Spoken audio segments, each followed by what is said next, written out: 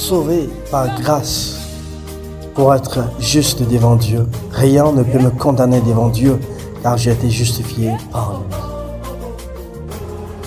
Shalom à toutes et à tous. Bienvenue à ce numéro de Respect et Service, un moment de restauration de l'Église par l'Évangile de Christ.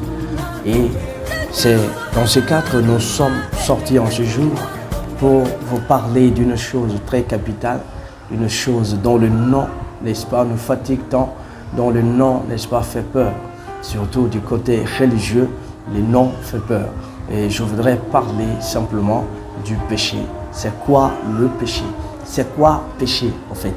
Alors, si nous allons au commencement, en Genèse chapitre 3, verset 3, nous voyons que lorsque Dieu a dit à l'homme, n'est-ce pas, de ne ni s'approcher, ni toucher, ni manger de l'arbre qui est au milieu du jardin.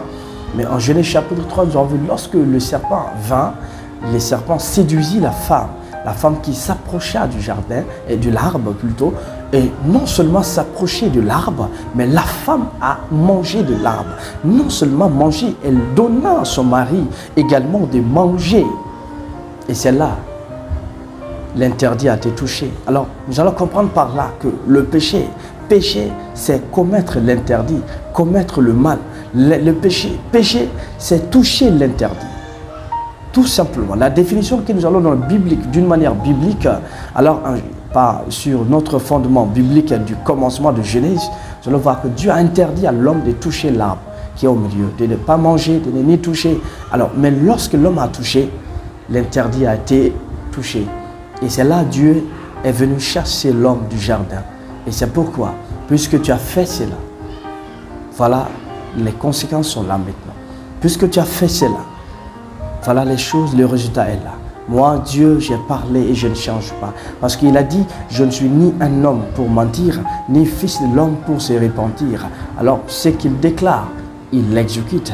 Il dit, vous connaîtrez le bien et le mal, et vous allez mourir.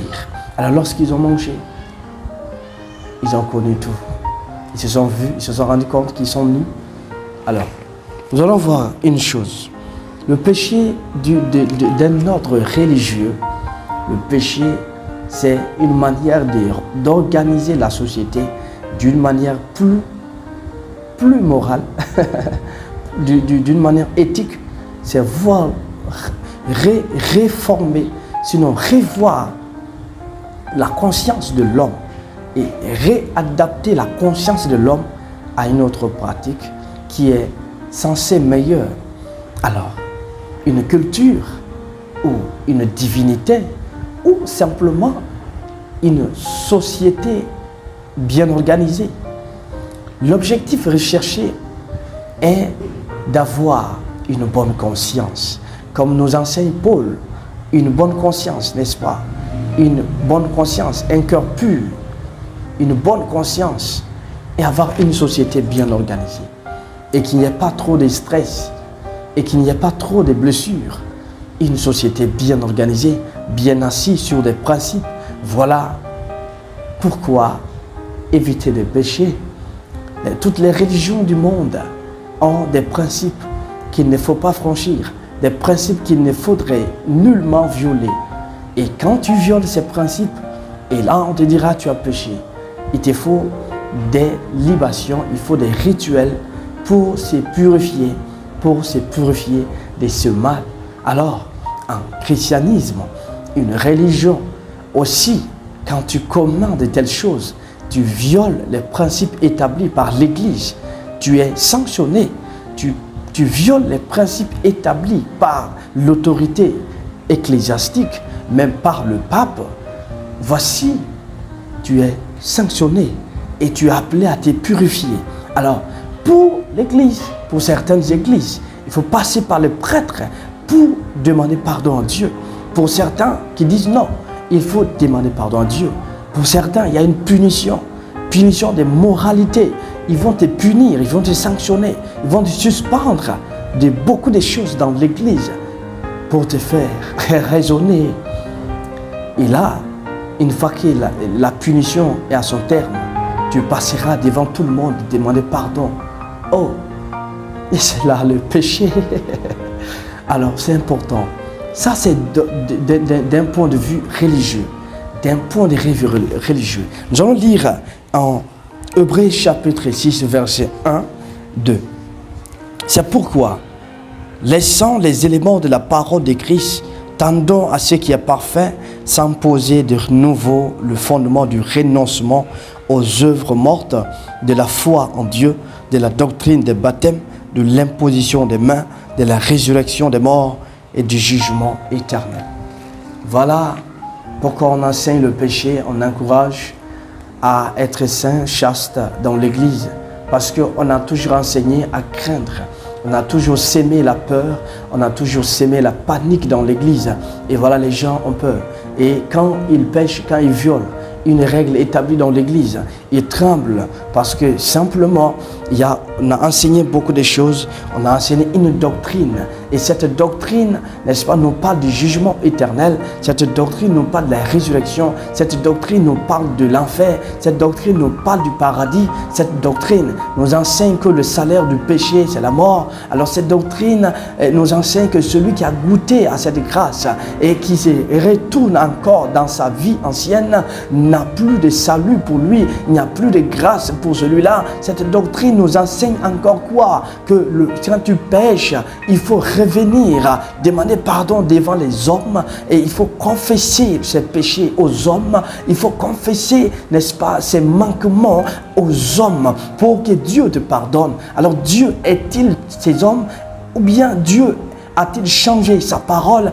Dieu a-t-il changé de normes? Ou Dieu a-t-il changé sa parole ou sa position? Qu'est-ce qui se passe? Une chose est claire, Dieu n'est pas dans ces choses. Ici nous voyons, ce sont des choses de l'enfant, ce sont des choses des bébés spirituels. Il faudrait enseigner le feu, le jugement éternel. Si tu pêches, tu iras en enfer. Ainsi, pour faire peur aux gens, afin qu'ils s'ordonnent, afin qu'ils s'organisent, afin qu'ils acceptent vos principes, faire peur. Voilà la religion. C'est la religion.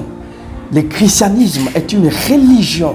Et quelqu'un qui devient chrétien, pour un nouveau chrétien, il est religieux parce qu'il ne croit pas à ce qui n'est pas écrit. Il ne croit pas à tout ce qui ne se trouve pas dans la Bible. Il ne croit pas à tout ce qui est hors de la doctrine. Il ne peut pas croire parce qu'il est un bébé. Le bébé est toujours dans la religion. Mais quand on atteint une dimension dans cette marche avec Dieu, nous sortons du cadre religieux, nous entrons dans un cadre spirituel. Et là maintenant, ce n'est pas une doctrine des baptêmes, ce n'est plus la doctrine de l'imposition des mains, ce n'est plus la doctrine, n'est-ce pas, de la foi en Dieu, ce n'est plus la doctrine, n'est-ce pas, de la résurrection des morts, doctrine du jugement éternel. Ces choses sont pour les enfants. Alors c'est ça qu'il faut donner aux enfants pour qu'ils aient un fondement. C'est là les fondements de la vie, de la foi en Dieu. Et quand tu as jeté les fondements, après cela, tu vas commencer à construire.